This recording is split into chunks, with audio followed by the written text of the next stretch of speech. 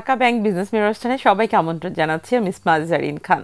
দর্শক, আজ আমরা আলোচনার বিষয় রেখেছি আবাসন খাতে ব্যাংকের বিনিয়োগের প্রভাব। এ বিষয়ে কথা বলার জন্য আমরা স্টুডিওতে আমন্ত্রণ জানিয়েছি মোহাম্মদ নুরুল আমিন, স্বতন্ত্র পরিচালক ও চেয়ারম্যান, গ্লোবাল ইসলামিক ব্যাংক। আমরা আমাদের মাঝে পেয়েছি Mizanur Rahman Dewan, CEO, Rupayan housing estate limited, এবং বর্তমানে তিনি দায়িত্ব পালন করছেন chairman, audit and accounting standing committee, REHAB. আমরা চলে যাচ্ছি আমাদের আজকের অনুষ্ঠানে। আপনাদের দুজনকে স্বাগত আমাদের অনুষ্ঠানে আসার জন্য। আমরা একটু শুরুতেই আপনাকে দিয়ে আমাদের আজকের অনুষ্ঠান শুরু করতে চাই। আসলে বর্তমান আমরা দেখছি যে আবাসন খাতের খানিকটা পরিবর্তন, তো সময় একটু পরিবর্তন যাচ্ছে। তো একটু যদি যারা আজকের টিভি সেটের সামনে আছেন তাদেরকে যদি বলতেন আসলে সামগ্রিকভাবে আবাসিক খাতের বর্তমান পরিস্থিতি কি। বিসমিল্লাহির রহমানির রহিম। আপনাকে ধন্যবাদ, দর্শকদের অভিনন্দন। তো আসলে বর্তমান যে আবাসন খাতটা গিয়েছে, আপনি যেটা বলেছেন যে পরিবর্তিত পরিস্থিতি, অ্যাকচুয়ালি এই পরিবর্তিত পরিস্থিতিতে সমস্ত ব্যবসার ধরন, প্যাটার্ন, এগুলোর মধ্যেও কিছু ইফেক্টও পড়েই। তো স্বাভাবিকভাবে আপনি জানেন যে আমাদের রিয়েল এস্টেট সেক্টরে বর্তমান ডিরেক্টলি অ্যান্ড ইনডিরেক্টলি প্রায় 25 লক্ষ কর্মসংস্থান, তো বড় একটা শিল্প। তো সেই ক্ষেত্রে যেটা হচ্ছে যে ব্যাংক ফিন্যান্সটা আমাদের প্রজেক্ট ডেভেলপমেন্টের ক্ষেত্রে একটা বড় ভূমিকা রাখে। তো ইতিমধ্যে যেটা দেখা যাচ্ছে যে বিগত সময়ে এবং বর্তমান যে সময়টা গেছে, ব্যাংকিং ক্ষেত্রে একটু অস্থিরতার কারণে আমাদের প্রজেক্ট ফিন্যান্সের ক্ষেত্রে কিছু সমস্যার সম্মুখীন হতে হচ্ছে। কারণ প্রজেক্টগুলো আমরা যেভাবে এগিয়ে যাচ্ছিলাম, স্বাভাবিকভাবে একদিকে কনস্ট্রাকশন ম্যাটেরিয়ালের দামের ঊর্ধ্বগতি, পাশাপাশি প্রজেক্ট রিলেটেড যে বিষয়গুলো থাকে, আনুষঙ্গিক লেবার কস্ট অ্যান্ড আদার, সব কিছু মিলে একটা চ্যালেঞ্জের সাথে ছিলাম। এর সাথে যুক্ত হয়ে গেছে ব্যাংকিং বিনিয়োগ। তো স্বাভাবিকভাবে আপনারা জানেন যে অন টাইম অন শিডিউল যখন আমরা প্রজেক্ট প্ল্যান করি, তখন আমাদের একটা প্ল্যানই থাকে যে প্রজেক্টের একটা বড় অংশ বিনিয়োগ আমরা ব্যাংক থেকে পাবো এবং ব্যাংক সেখান থেকে নেব। কেন? তাতে যাতে প্রজেক্টের গতিটা এবং প্রজেক্ট যেন গ্রাহকের কাছে নির্ধারিত সময়ের মধ্যে আমরা হ্যান্ডওভার দিতে পারি। তো সেই ক্ষেত্রে বর্তমানে আমাদের কিছু কিছু প্রজেক্ট ফিন্যান্সের ক্ষেত্রে কিছু জটিলতার সৃষ্টি হচ্ছে, যে কারণে দেখা যাচ্ছে বিনিয়োগটা সময় মতো না পাওয়ার কারণে প্রজেক্টের এই ডেভেলপমেন্টের কিছুটা শ্লথ গতি পরিলক্ষিত হচ্ছে। সেই ক্ষেত্রে আসলে যারা আবাসন খাতের উদ্যোক্তা আছেন তারা প্রায় একটা বিষয় বলছেন যে তাদের ইন্টারেস্ট রেট অনেক বেশি বেড়ে যাওয়ার কারণে প্রজেক্ট ফাইন্যান্সের যে কস্টিংটা তাদের কাছে ছিল সেটি এখন তারা ওভারকাম করতে পারছে না, যার কারণে কস্টিং হাই হয়ে যাচ্ছে এবং সেটা সরাসরি ভোক্তার উপরে একটা চাপ পড়ছে। এটাকে কিভাবে আপনি বিশ্লেষণ করবেন? ধন্যবাদ। খুবই স্বাভাবিক যে একটা খাতের ডেভেলপমেন্টে এই দেশে ব্যাংকিংয়ের ভূমিকা অনেক বেশি। ব্যাংক শুধু যে হাউস বিল্ডিং ফাইন্যান্স করা কিছু ব্যাংক, নন ব্যাংক এমন না, সব ব্যাংকেই কিন্তু তাদের প্রোডাক্ট লিস্টের মধ্যে কিন্তু এই আইটেমটা আছে। আমি একটা কথা আপনাকে বলি যে এই হাউজিংয়ের যে বিষয়টা আপনি দেখেন, প্রাইভেট হাউজিং যেভাবে গ্রো করেছে, এটা না হলে কিন্তু এই শহরভিত্তিক হাউজিং প্রবলেমটা বিশাল আকার ধারণ করত। সেই কাজটা কিন্তু এই প্রাইভেট সেক্টর হাউজিং কোম্পানিগুলোই সলভ করছে। বাট তাদের তো এটা একটা ক্যাপিটাল ইন্টেন্সিভ, জমি ভিত্তিক, এবং এটাকে গড়ে তোলার জন্য সময় সাপেক্ষ। এটার ফসল কিন্তু 3 মাসে, 6 মাসে, 1 বছরে সহজে পাওয়া যায় না। ফলে এখানে ফাইন্যান্সিংটাও ঠিক সেইভাবে আমাদের দেশে বিদেশের মতো, বিদেশে মর্টগেজ ফাইন্যান্স বললেই, মানে মর্টগেজ লোন বললেই মানুষ বুঝে যে একটা পার্সেন্টেজ জমা দিয়ে আপনি এই লোনটা ইজিলি পেয়ে যান।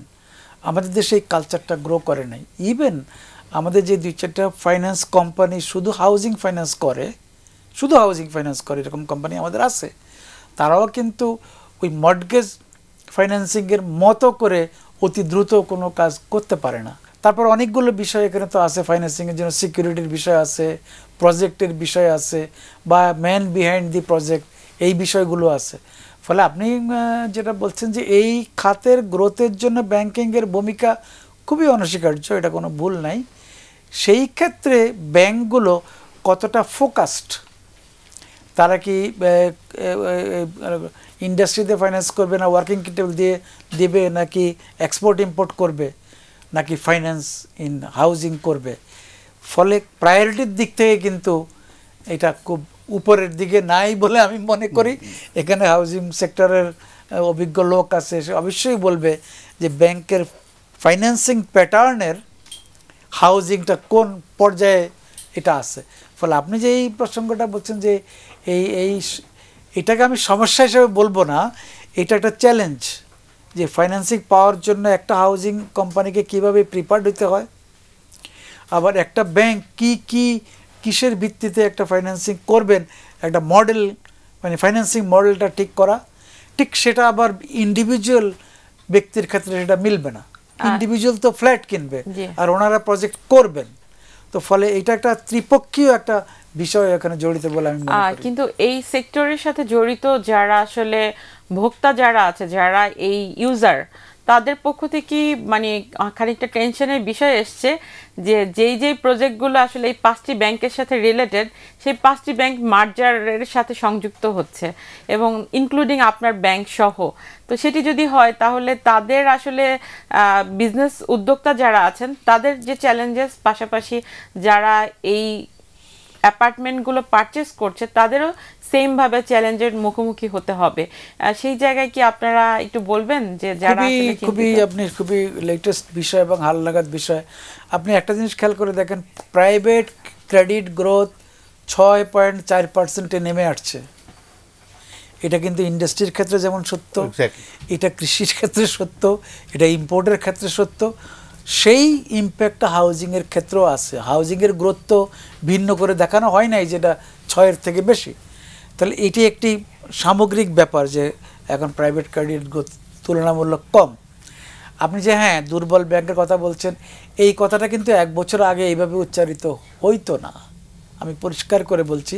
কিন্তু একটা রাজনৈতিক পট পরিবর্তন, অভ্যুত্থানের মাধ্যমে যে পরিবর্তনটা আসছে, সেটা যখন আপনি সব সেক্টরে কার্পেট ঝাড়া দিলেন, তখন এটা থেকে এত ডার্টি, এত ময়লা বেরোইলো যে এটা একেবারে কোনো সেক্টরকে ধ্বংসের পথে নিয়ে গেছে।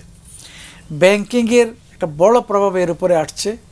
এটার কারণ হচ্ছে এখানে গুড গভর্নেন্স ছিল না, ব্যক্তি খাতের কিছু ব্যাংক একই গ্রুপের হাতে কন্ট্রোল চলে যাওয়া, এই যে বিষয়টা, যেই কারণে সেন্ট্রাল ব্যাংক এই 12টা ব্যাংকের বোর্ডকে পরিবর্তন করলেন। আপনি খুব ক্লিয়ারলি আমি একটা কথা বলি, এই ব্যাংকগুলো 1 বছর লোন দিতে পারে নাই, কোনো ফাংশন করতে পারে নাই। তাহলে আপনি ধরে নেন যে একটা 10টা 12টা 15টা ব্যাংক যদি মোটেও ব্যবসা না করে, ব্যাংকের মূল ব্যবসা হচ্ছে ফাইন্যান্সিং করা, সেটা যদি না করে থাকে, তাহলে এটার প্রভাব কিন্তু সব ক্ষেত্রেই পড়ছে। এসএমইর ক্ষেত্রে যেমন পড়েছে, তেমনি হাউজিংয়ের ক্ষেত্রেও পড়েছে। ফলে সবল দুর্বলের ছাড়াও একটা কথা একটা পরিষ্কার যে এই সেক্টরের ব্যাংকিংয়ের ফাইন্যান্স যে প্রয়োজন, সেই প্রয়োজনটা মিট করার জন্য সেক্টরের যে প্রিপারেডনেস, সেটা এই 10-12টা ব্যাংকের ক্ষেত্রে কিন্তু ব্যাহত হয়েছে।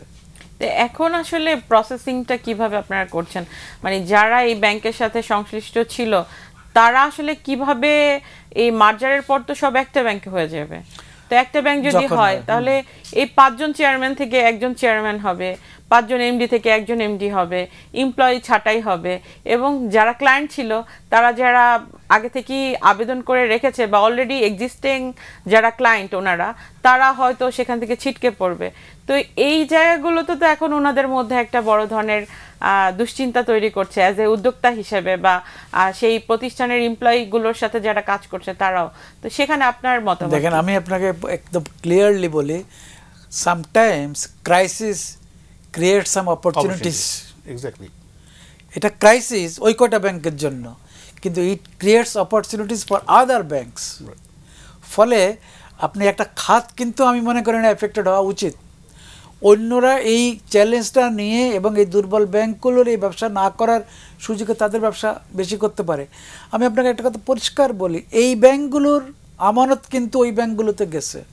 এই দুর্বল ব্যাংকগুলোর আমার যারা আতঙ্কে তুলে নিয়েছেন প্রয়োজনের বাইরে, তারা কিন্তু নিয়ে আরেকটা ভালো ব্যাংকে রেখেছেন, যেটাকে ভালো ব্যাংক আমরা বলি। তাহলে তার কিন্তু আমানত কিন্তু এদের ক্রাইসিস থেকে ওনার আমানত বেড়েছে। ফলে উনি কেন ফাইন্যান্সিং করবে না যেই সেক্টরগুলো এই ব্যাংকগুলো থেকে, দুর্বল ব্যাংকগুলো থেকে সহায়তা পায় না? এটা হচ্ছে একটা ব্রডার থিঙ্কিং। সেক্টর নিয়ে যারা চিন্তা করেন, এটার জন্য কেন সেন্ট্রাল ব্যাংকের নির্দেশ আসে না যে কোনো সেক্টরের জন্য ব্যাহত না হয়? সেন্ট্রাল ব্যাংক তো না করে নাই কাউকে কোনো লোন দেওয়ার জন্য। প্রত্যেক ব্যাংকেরই হাউজিংয়ের একটা প্রোডাক্ট আছে, সেটা ব্যক্তিকে দিক, ব্যক্তিকে যদি লোন উদারভাবে দেয়। 12টা ব্যাংক দিতে পারেনি এক বছরে দিতে পারেনি। তো এটা একটা স্পেসিফিক টাইম স্পেসিফিক একটা প্রবলেম, কিন্তু সেটা কিন্তু অন্যদের জন্য একটা অপরচুনিটি। তো অন্যরা সেই অপরচুনিটি নেওয়ার চিন্তাটা কেন করতে পারছেন না, অথবা সেন্ট্রাল ব্যাংক কেন গাইড করছে বলছিলেন আর কি। এখানে অ্যাকচুয়ালি আমাদের সাথে যদি ব্যাংকিং ফাইন্যান্স, এটা দুইটা সেগমেন্ট, একটা তো being a project development project, আর একটা হচ্ছে ক্লায়েন্টের যেটা হোম লোন। তো ওই একই বিষয়টা হচ্ছে যখন একটা জিনিস এক্সপান্ড করে তখন তো ফ্যাসিলিটি জেনারেটটা উভয় পক্ষের জন্য। তো এখন স্বাভাবিকভাবে যেটা হচ্ছে যে there some good bank as well, আরও তো কিছু ভালো ব্যাংক আছে। ওইটা স্যারের যে কথাটা হচ্ছে অপরচুনিটিস কিন্তু চ্যালেঞ্জের ফাঁকে থাকবেই। তো আমরা মনে করি যে সেটা হচ্ছে যে এখন ব্যাংকেই সিদ্ধান্ত নিতে হবে সে তার এই সিচুয়েশনটা কীভাবে হ্যান্ডেল করবে। সো দ্যাটস আস, আমরাও সেটাকে অ্যাকোমোডেট করে আমরা চেষ্টা করছি যে কীভাবে আমাদের প্রজেক্টের গোয়িং কনসার্ন যে কাজগুলো আছে সেগুলো কি নির্ধারিত শিডিউলের মধ্যে আমরা করব। পাশাপাশি গ্রাহককে এই একটা অস্থিরতার মধ্যে কোন ব্যাংকের মাধ্যমে আমরা তাদেরকে হোম লোনগুলো ফ্যাসিলিটি জেনারেট করতে পারি, সেটাও আমরা সাথে সাথে আমরা কারেক্টিভলি ওইটা মেজারগুলো নিচ্ছি আর কি। তো সেক্ষেত্রে মানে আপনারা কি মনে করছেন যে এই চ্যালেঞ্জেস মোকাবেলা করার জন্য বাংলাদেশ ব্যাংক আসলে দুর্বল ব্যাংকগুলো যে একীভূত করছে, এটি আসলে পরবর্তীতে উদ্যোক্তাদের জন্য কতটুকু সাপোর্টিভ হবে? এটা তো অবশ্যই করতে হবে, বিকজ যখন বাংলাদেশ ব্যাংক বিষয়টাকে খতিয়ে দেখেছে ওভার দ্য ইয়ার্স কি অনিয়মগুলো হয়েছে, তো অ্যাকচুয়ালি ব্যাংকিং অর্থনৈতিক কাঠামো যখন ভেঙে পড়েছে তখনই তো এই অবস্থাটা সৃষ্টি হচ্ছে। তো there should be a measure. তো তারা সেটা চেষ্টা করছে। আর বিইং এ ডেভেলপার হচ্ছে আমাদের যেটা করতে হচ্ছে যে আমাদের যেটা বলি আমাদের পার্সপেক্টিভে তো আমাদেরকে শিডিউল মতো তো প্রজেক্টগুলো হ্যান্ড ওভার করতে হবে। কারণ আপনি দেখেন আমরা যারা প্রপার্টি অর্থাৎ ল্যান্ড কিনে করি তাদের জন্য সেগমেন্টটা একরকম, কিন্তু যারা জয়েন্ট ভেঞ্চার করে তাদের চেয়ে আরেকটা পার্টি আছে, this is the land owner. ওনার সাথে দেখেন একটা প্রজেক্টের শিডিউল আছে, এটার মধ্যে বাই লস কিছু পেনাল্টি ক্লজ আছে। সো দ্যাট এখন তখন আর ওইখানে কিন্তু দুইটা পক্ষ থাকে, তিনটা পক্ষ হয়ে যাচ্ছে। সো দ্যাট আমাদের হচ্ছে প্রত্যেকটা পার্টিকে যদি অ্যাড্রেস করি তাহলে আমাদের হচ্ছে অন টাইম শিডিউলে আমাদের প্রজেক্ট হ্যান্ড ওভার করতেই হবে। আপনি যাদের কথা বলছিলেন তারা বেশিরভাগই ভালো বড়োয়ার, তাদের জন্যই আপনি বলছিলেন হয়তো টাকাটা তুলে তারা নিয়ে যেতে পারছে, কিন্তু অনেকে স্টাক হয়ে গেছে, টাকা নিতে পারেনি এবং ব্যাড লোন হয়ে গেছে এবং অনেকে ডিফল্টার হয়ে গেছে। তারা আসলে কি করবে বা তাদের জন্য পরামর্শ কি? আমানতের জন্যই যে একটা হাউজিং সেক্টরের ক্ষতি হচ্ছে তা না, সামগ্রিক বিজনেস। আপনি একটা জিনিস খেয়াল করে দেখবেন যে অনেকগুলো বিজনেস কনসার্ন আইদার ওনারা জেলে অথবা ওনারা পলাতক, এটা ওপেন। কিছু কিছু ইন্ডাস্ট্রি বন্ধ হয়ে যাচ্ছে, কিছু কিছু সেন্ট্রাল ব্যাংক এবং অন্যান্যভাবে চালু রাখার চেষ্টা করা হচ্ছে। একটা অনিশ্চয়তা এখানে কাজ করছে। অনিশ্চয়তার কথা শুনবো, আমরা একটা বিরতিতে যাই, বিরতির পর আবারও ফিরছি। দর্শক, আমরা একটা বিরতিতে যাচ্ছি, বিরতির পর আবারও আসবো ঢাকা ব্যাংক বিজনেস মিরর অনুষ্ঠানে। বিরতির পর আবারও আমন্ত্রণ জানাচ্ছি ঢাকা ব্যাংক বিজনেস মিরর অনুষ্ঠানে। জি, আপনি বলছিলেন আফটার অল একটা আনসার্টিনিটি, একটা অস্থিরতা তো এখানে বিরাজ করছে ব্যাংকিং সেক্টরে। সেটার ইম্প্যাক্ট কিন্তু দেখেন ইম্পোর্টের তুলনামূলক কম হচ্ছে। আমাদের সৌভাগ্য যে আমাদের রিমিটেন্স এবং এক্সপোর্টটা ভালো আছে, কিন্তু এটার কিন্তু প্রভাব আমি যে একটু আগে বলেছি এসএমই খাতে যেমন পড়েছে, আবাসন খাতেও তেমন পড়েছে। খুবই স্বাভাবিক। এরকম সময় একজন ইনভেস্টর যিনি হয়তো একটা ফ্ল্যাট কিনবেন চিন্তা করেছেন, উনি ওই যে একটু অনিশ্চয়তা চিন্তা করে, সেটা রাজনৈতিক অনিশ্চয়তা হোক, অর্থনৈতিক অনিশ্চয়তা হোক, আর নিজের সিচুয়েশনাল কোনো অনিশ্চয়তা হোক, সেই জন্য এটা একটু স্লো এখন যাচ্ছে। এটা আমরাও ফিল করছি অ্যাজ নাগরিক, অ্যাজ ব্যাংকার হিসেবে আমরাও ফিল করছি যে এখানে একটা জিনিস স্লো যাচ্ছে। দ্বিতীয় যেটা সেই বিষয়টা হচ্ছে যে আপনি যদি দুর্বল ব্যাংক বা একীভূত ব্যাংকের কথা বলেন, ব্যাংকের কোর বিজনেসই হচ্ছে ফাইন্যান্সিং করা।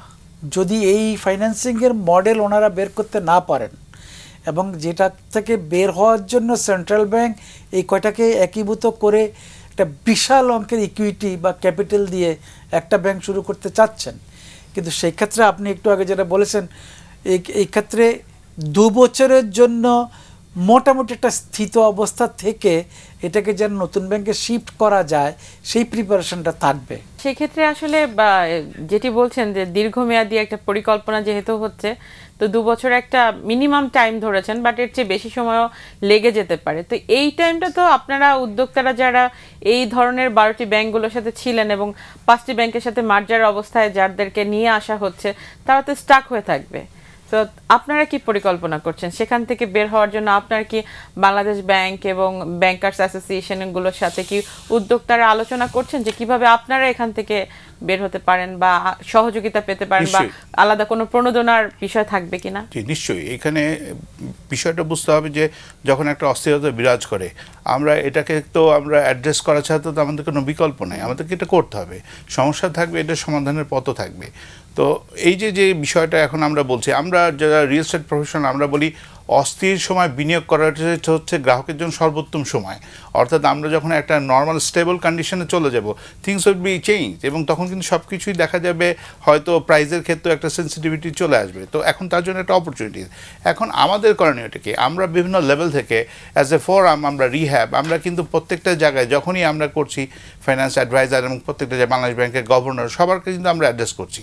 আমাদের প্রথম লক্ষ্যটা হচ্ছে যে দেখেন প্রজেক্ট স্টাক হলে এইটা রিফ্লেকশনটা মোরালেস সবার উপরেই পড়ছে, actively and passively, so that এটাকে তো রিজেনারেটটা করতে হবে। আমাদের জন্য দুটা পথ আছে, একটা হচ্ছে যদি আমরা রিশিডিউল করতে পারি তাহলে হয়তো ইনিশিয়াল যে লোডটা আছে সেটা আমরা বেয়ার ক্যাপাসিটিটা আমাদের হয়ে যায়, কারণ আমাদের তো মার্কেট থেকে টাকাটা পুল করতে হবে। তাহলে গ্রাহকের জন্য ফ্যাসিলিটিস দিতে হবে আমাদেরকে, তার যে পেমেন্ট মোড সেটা ইএমআইটাকে আরও বাড়াতে হবে, সো দ্যাট আমি যদি তাকে ব্যাংক ফাইন্যান্সের সুবিধা না দিতে পারি তাহলে ইএমআই ফ্যাসিলিটিসটাকে তাকে আরোটা এনহ্যান্স করে দিতে হতে পারে।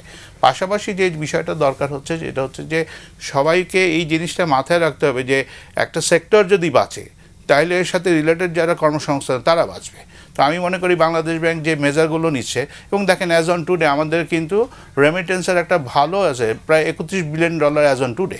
তো দ্যাট ওইটা তো একটা আমাদের একটা স্ট্রেংথকে শো করে। সেখানে রিশিডিউল করার জন্য কি আপনাদের বাংলাদেশ ব্যাংকের কাছে প্রস্তাবনা থাকবে? এক, আর 2 নম্বর হচ্ছে যারা মানে এই বিজনেসের ব্যাকওয়ার্ড লিঙ্কেজে যারা আছে, যেমন সিমেন্ট ইন্ডাস্ট্রি, তারপরে রড ইন্ডাস্ট্রি, ব্যাকওয়ার্ড লিঙ্কেজের যারা কাজ করে তাদের অনেক কাঁচামাল বাইরে থেকে ইম্পোর্ট করে নিয়ে আসতে হয়। তখন তারা কিন্তু এই যে রিসেন্টলি আমরা যে ডলার ক্রাইসিসের কারণে এলসি কিন্তু তাদের একটা বড় প্রবলেম ক্রিয়েট করে। তো এই বড় সেক্টরগুলোকে বাঁচিয়ে রাখতে গেলে ব্যাকওয়ার্ড ইন্ডাস্ট্রির কিন্তু একটা বড় ইম্প্যাক্ট ক্রিয়েট হয়, যেটা হচ্ছে গিয়ে আপনারা যদি ফ্যাসিলিটি না দেন তাহলে ওনারা সাস্টেন করতে পারবে না। সেই জায়গা থেকে আপনাদের কি লং টার্ম কোনো প্ল্যানিং আছে আগামী নির্বাচনকে কেন্দ্র করে, যে ব্যাংকিং খাতের এই জায়গাগুলোতে সুনির্দিষ্ট নীতিমালা তৈরি করে তারপরে হচ্ছে গিয়ে মার্জার অ্যাকুইজিশন বা ব্যাংকগুলোর পরিবর্তন, পরিমার্জন, এগুলো আমরা করতে পারি? সেরকম কি লং টার্ম কোনো প্ল্যানিং আপনারা? দেখুন, অর্থনীতি কখনো থেমে থাকেও না, থামাইয়া রাখা যায়ও না, এটা আপনাকে খেয়াল করতে হবে। রাজনৈতিক পরিবর্তন যাই হোক, পরের দিন সকালেই কিন্তু অ্যাক্টিভিটি শুরু হতে হবে। অ্যাক্টিভিটি শুরুর অনেকগুলো খাত আছে। আপনি এই আবাসন খাতে আমি যেটুকু জানি, আমার মনে উনি আরও ভালো বলতে পারবে, 230 থেকে 250টা আইটেম লাগে একটা বিল্ডিং আপনি থাকার যোগ্য করে গড়ে তুলতে। বেশি তাইলে আপনি দেখেন ওই 230 আইটেম তো ওই এই রিয়েল এস্টেট ডেভেলপাররা তৈরি করে না, কোনোটাই করে না, ওরা কালেক্ট করে। ফলে ওই জায়গায়ও কিন্তু স্টেক হোল্ডার আছে, ওরা যে কাজগুলো করতেছে সেই একটি ব্যাপার। লেবার ফোর্সের একটা বড় অংশ, উনি হয়তো বলছেন 25 লাখ লোক, গার্মেন্টসে 40 লাখ মহিলা চাকরি করেন, এখানে যদি 25 লাখ লোক কাজ করেন, এই কাজটার ফলেই তো আপনি ঢাকাতে এখন এগুলো দেখছেন। বিভিন্ন শহরে এখন উপজেলা লেভেলেও কিন্তু এই অ্যাপার্টমেন্ট প্রজেক্টটা চলে গেছে। তো আমার যেটা বলতে, এটাকে একটা খাত হিসাবে, এটা একটা সেক্টর হিসাবে দাঁড়িয়ে যাচ্ছে, এবং এটার জন্য ব্যাংক সাপোর্ট লাগবেই। আমি এটাকে দুর্বল সবল বুঝি না, পরিবর্তন বুঝি না। ব্যাংক চলার জন্য ব্যাংকেও ফাংশনাল থাকতে হবে। ব্যাংক কাজ না করে বসে থাকতে পারবে? ফলে ব্যাংক কি করলে এফেক্টিভলি ক্যাপাসিটি ইউটিলাইজ করে এই সেক্টরকে ফাইন্যান্স করতে পারে, আজকে যেহেতু আলোচনার বিষয় আবাসিক খাত, সেটার কথাই আমরা বলি। ফাইন্যান্সিং সব জায়গায় লাগবে, আমাদের এসএমইর উপর জোর লাগবে, আমাদের প্রোডাকশনের উপর জোর লাগবে। প্রোডাকশন বাড়লে এমপ্লয়মেন্ট বাড়বে, ফলে তাদের পারচেজিং পাওয়ার বাড়বে, তখন কনজিউমার আইটেমের প্রোডাকশনের জন্য আবার চেষ্টা দিতে হবে। ফলে এটার সাইকেল যেটা, এই সাইকেলটা ফুলফিল করার জন্য ব্যাংক হচ্ছে মাঝখানে একটা হাব। এই ব্যাংক থেকেই আমানতকারীরা যেমন জমা দেন, বিনিয়োগকারীরা তখন এখান থেকে লোন নেন। তো আপনি যেটা বলছেন যে সময়ের সঙ্গে একটু ওয়েভ লেংথে একটু উঠানামা করে, কিন্তু বেসিকের ক্ষেত্রে ব্যাংকের যা রোল, এটা প্লে করার জন্য প্রত্যেকটা ব্যাংকে চেষ্টা করতে হবে। আমি একটু জানতে চাই যে যেহেতু 2.5 মিলিয়ন ওয়ার্কফোর্সের একটা বড় সেক্টর হচ্ছে গিয়ে এই রিয়েল এস্টেট সেক্টর, এবং এই সেক্টরে এত বেশি ম্যান পাওয়ার জড়িত যে তারা কিন্তু এখন এই সেক্টরের সাথে সাথে ইকোনমি জিডিপির কন্ট্রিবিউশন একটা বড় ভূমিকা রাখছে। ওভারঅল সিচুয়েশন থাকবে, আগামীতে নির্বাচন আছে, সব কিছু নিয়ে কাজ হচ্ছে। সাম্প্রতিক সময় উত্তরণের জন্য কি কোনো পরামর্শ থাকবে যেটা আসলে সরকার থেকে নিতে পারে? এটা আসলে প্রথম জিনিস হচ্ছে, দেখেন আমাদের যে ইউজুয়াল যে রিয়েল এস্টেট যে চিন্তাধারাটা ছিল, ধ্যান ধারণা কিন্তু পাল্টে গেছে। বিকজ একটা সময় কেউ হয়তো পিস অফ ল্যান্ডকে চিন্তা করতো এটা হয়তো প্রপার্টি, তারপরে আমরা অ্যাপার্টমেন্টের সাথে যুক্ত হলাম, কমার্শিয়ালের সাথে যুক্ত হলাম, এখন আমরা মেগা গেটেড কমিউনিটি করছি, কন্ডোমিনিয়াম প্রজেক্টগুলো করছি। সো দ্যাট সেগমেন্টের কিন্তু অনেক বিশালতা বেড়েছে। তো সেই ক্ষেত্রে হচ্ছে অপরচুনিটিসও বেড়েছে, ক্লায়েন্টের টেস্ট অনুযায়ী সে কিন্তু অপশনগুলো পাচ্ছে। উইমিংয়ের রূপায়ণ আমরা কিন্তু সবাইকে নিয়ে চিন্তা করি। তো এখন কথা হচ্ছে সবাইকে one at a time address করাটা is very difficult without taking the help from the bank.